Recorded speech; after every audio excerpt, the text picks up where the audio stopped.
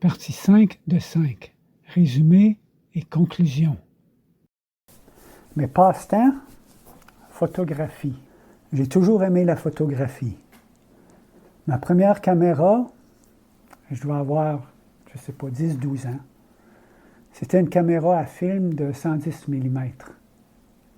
Une petite caméra mince avec des flashs que, pour avoir un flash, tu achetais un morceau indépendant. Il y avait peut-être 12 flashs dessus que tu branchais sur la caméra. Tu prenais une photo, le flash partait, il était brûlé. Il y en avait 12 de ça. À l'université, je me suis procuré ma première caméra SLR, de 35 mm. C'est ma Minolta avec des lentilles interchangeables. J'ai eu cette caméra plusieurs années. Éventuellement, puis je l'ai remplacée, je n'ai acheté d'autres. Éventuellement, je suis passé au numérique. Ma dernière caméra principale, c'était ma Nikon P950 avec un zoom extra long. Ça, je l'avais acheté pour notre voyage en Amérique du Sud pour pouvoir photographier les animaux dans le safari. Afrique du Sud. Oups, je m'excuse. Je l'avais acheté pour en Afrique du Sud, oui. Partout où j'allais, j'avais ma caméra en main, je prenais des photos. J'en ai pris des milliers et des milliers. Chaque voyage guidé, je prenais plus que 1000 photos. Je pense que des millions de photos, toi. Peut-être millions, j'en ai pris plusieurs. Dans nos voyages, j'étais la personne qui n'arrêtait pas de prendre des photos, là, qui avait toujours la caméra là, pour prendre photo de ci, prendre photo de ça. Ma vie pourrait être documentée suivant les photos que j'ai prises. Dans plusieurs clubs que j'étais, organisations, j'étais le photographe non officiel. Parce que je prenais des photos puis je les partageais. Autre passe-temps, historique de la famille. J'ai toujours été intéressé à l'histoire de ce qui m'entoure. C'est pas une passion vraiment, c'est un intérêt. Mais un intérêt un peu plus poussé. Vers la fin des années 90, j'ai commencé à documenter l'histoire de ma famille, la famille Quentin puis la famille Pomainville. La famille Quentin du côté de mon père, Pomainville du côté de ma mère. J'ai pris des copies numériques, des photos des familles des deux côtés. J'ai créé un site web. Vers 2020, j'ai mis le site web à jour, puis j'ai créé un nouveau site qui s'appelle monhistoire.cquentin.ca, qui contient l'historique des familles Quentin et Pomainville, mais aussi l'histoire du village du Lac-Sainte-Thérèse. Mon but était aussi d'y mettre les grandes lignes de l'histoire de Hearst, mais je manque de temps, donc je ne pense pas que je vais avoir le temps de finir ce site-là, mais au moins il est bien commencé. Et j'ai dans l'idée de le prendre, de le mettre comme une sorte d'archive, puis l'envoyer à...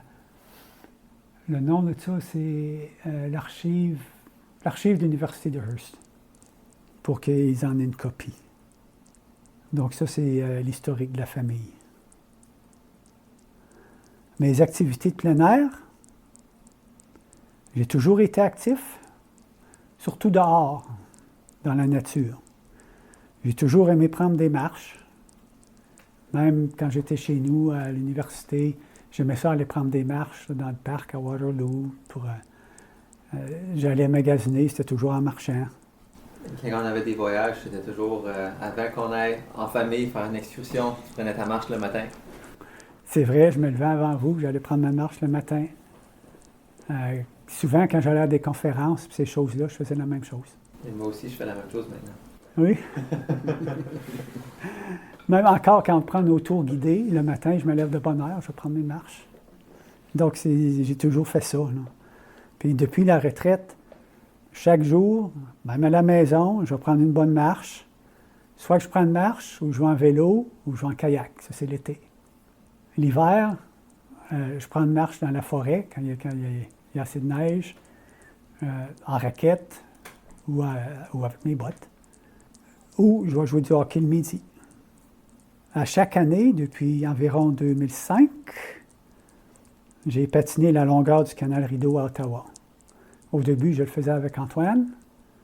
Quand il est parti pour aller en Chine, ben, j'ai continué à le faire de moi-même. Donc, j'ai toujours activités dehors. C'est pas extrême, mais c'est des activités dehors en plein air. J'ai toujours aimé ça. Le jardinage. Depuis la première année dans notre maison, on a fait un jardin potager. D'année en année, le jardin a grandi, puis a grandi.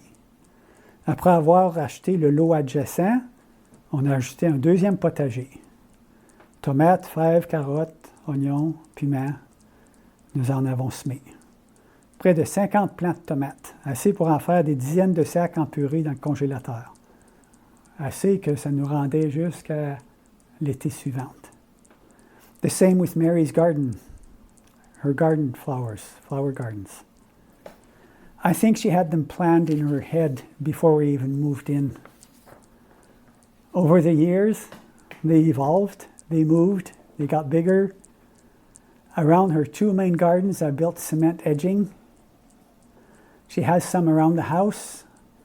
We expanded those, added to it. Same as with the vegetable garden, we just kept expanding.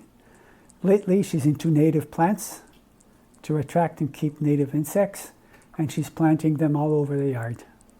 So that's our about the vegetable garden and the flower gardens. It just keeps growing. And for Mary, it's her passion. She lives for that. Mes voyages.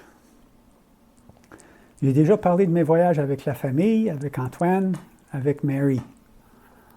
En plus des voyages déjà mentionnés, j'ai beaucoup voyagé avec le travail. En moyenne, probablement proche d'un voyage par année. Ça, c'était dans différentes villes des États-Unis, au Canada aussi. C'était soit pour prendre une formation ou participer à des conférences, des symposiums. Puis chaque fois que j'allais dans des différentes villes, je prenais 1 ou 2 journées de plus, spécifiquement pour visiter la ville où j'étais, pour découvrir qu'est-ce qu'il y avait dans cette ville-là. Pour ramener des petits cadeaux à mettre dans le bas de Noël. Puis je ramenais souvent, surtout aux conférences, où on nous donnait toutes sortes de choses. Et je ramenais des petits cadeaux à André et Antoine que je mettais dans le bas de Noël. Des petits jouets, ce genre de choses-là. T-shirts. That was from a trip? Oui, mais ça, je l'avais acheté, ceux-là.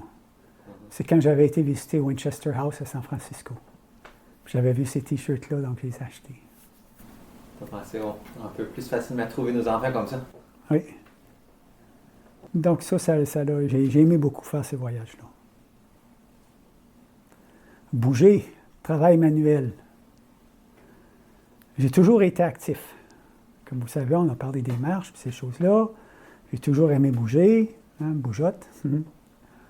Demeurant en campagne sur un terrain de plus d'un acre me convenait. Tondre le gazon avec la tondeuse que je poussais, c'était moi. L'hiver, ouvrir mon entrée manuellement à la pelle, c'était moi. Tracteur à gazon, le souffleur à neige, oui, j'en avais, mais c'était une assurance pour quand j'avais pas le temps, quand l'herbe était trop haute, il y avait trop de neige. Mais quand je pouvais, je le faisais manuellement. Si je pouvais le faire moi-même, je le faisais. Mon garage à 2 portes, à 2 étages, je l'ai bâti moi-même. J'ai engagé un contracteur pour faire la slab de ciment. C'est tout. Le restant, les murs, la toiture, l'électricité, j'ai tout fait moi-même. Même chose pour les remises. Je les ai toutes bâties moi-même. En partie, la même chose pour l'addition de la maison. J'ai engagé un contracteur pour faire la fondation, la charpente, les murs, le toit. Mais pour l'électricité, siding, soffit, les galeries, la finition extérieure, incluant... la finition intérieure, incluant le foyer, c'est moi qui l'ai fait. Le sous-sol de la maison, incluant l'électricité, c'est encore tout moi qui ai construit ça. J'avais donc pas peur de travailler, de faire du travail manuel. Si j'étais capable de le faire, je le faisais. Puis parfois, j'encourageais les enfants à m'aider. Comme quand on a refait le toit sur une des remises, non, plusieurs remises, au moins 2 remises. Toutes les remises. Oui, les garçons, vous m'avez aidé. Quand on a défait la première remise à Jardin, c'est vous autres qui l'avez défait pour la plupart. Oui. Puis vous avez aidé à la reconstruire. Donc j'ai essayé de vous montrer un peu là, comment travailler comme ça. Oui. Fier de mes enfants, proud of Mary. Je suis fier de mes enfants, c'est vous autres, André et Antoine, pour ce que vous êtes devenus, ce que vous avez accompli. André dans l'électronique, Antoine dans ses ambitions, son cubing, ses langages. Parler 4 langues fluemment, c'est pas évident. Là. Le français, l'anglais, l'espagnol, le mandarin. Tu connais un peu d'allemand, pas autant que les autres, mais un peu. C'est pas évident, selon. I'm proud for Mary. I am proud of Mary for her gardening knowledge, passion, her devotion. Proud of her to have stayed home to take care of the kids. It was not easy, but she pulled through. Hopefully, once I'm gone, she can continue with her gardening, with her passion. Mon cancer, au début de janvier 2026, j'ai remarqué que mon urine puis mes selles n'étaient pas normales. Je suis allé voir un médecin, passer des tests de sang, une échographie. Quelques jours suivants, parce que ma peau est devenue jaunâtre, je suis allé à l'urgence à l'hôpital de Hawkesbury, où le médecin m'a appris que j'avais le cancer du pancréas. La semaine suivante, après une endoscopie, j'ai été admis à l'hôpital général d'Ottawa. Je n'irai pas dans tous les détails, mais après plusieurs complications et plusieurs autres séjours à l'hôpital, nous avons appris que le cancer s'est propagé au foie et est maintenant devenu pratiquement inopérable. J'ai débuté mes sessions de chimiothérapie. Au moment où nous enregistrons cette session, j'en ai fait 3. J'en ferai 12 et ce sera suivi par une réévaluation de ma condition. Donc, on verra ce qui se passera après les 12 sessions de chimio et quelle sorte de traitement je vais pouvoir suivre. 2 endroits pour vous souvenir de moi. Je voudrais mentionner qu'il y a 2 endroits où vous pourrez aller et je serai là en esprit. Je parle de 2 endroits spéciaux, 2 endroits sereins, tranquilles, qui représentent où j'ai vécu. Le premier est le quai du lac Sainte-Thérèse. Ça représente la région de Hearst, où j'ai passé ma jeunesse, où j'ai grandi. Le quai est un endroit spécifique au bord de l'eau, dans la nature. J'y serai toujours. Le deuxième endroit, c'est le parc du Moulin à Rockland, représentant la région où j'ai élevé ma propre famille, où j'ai demeuré la plupart de ma vie adulte. Tout comme le quai du lac Sainte-Thérèse, c'est un endroit serein, près de l'eau, près de la nature. J'y serai toujours. Donc ça, c'est les 2 endroits que vous pourrez aller refléter, rencontrer.